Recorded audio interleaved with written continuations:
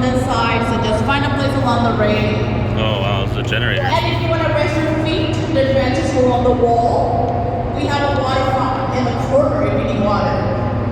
Make sure you take all the pictures you're going to take. Make sure you take them now, not at the end. We won't Mateo, have turn time around. at the end. Mateo. And if you look down below, you're going to see how it 3, goes. 2, That order normally is One more. not there.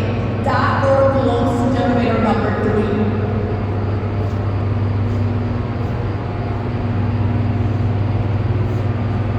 Alright, so welcome to the Nevada side of the power plant. We have 17 commercial generators.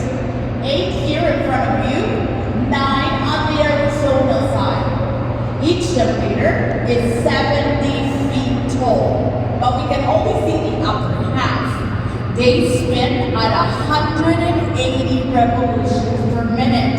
So just one generator is capable of producing up to 130 megawatts of electricity.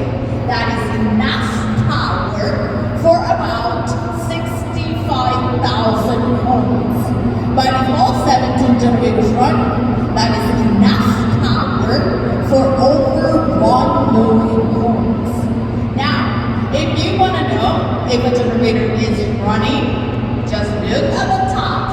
If the light is on, the generator is producing power.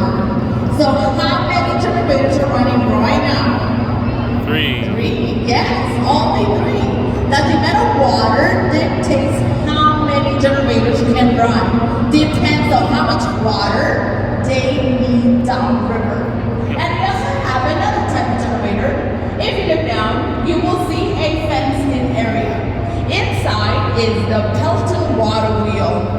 This generator produces 2.4 megawatts of electricity, but it's very, very important to us because we get our in-house power from it. All right.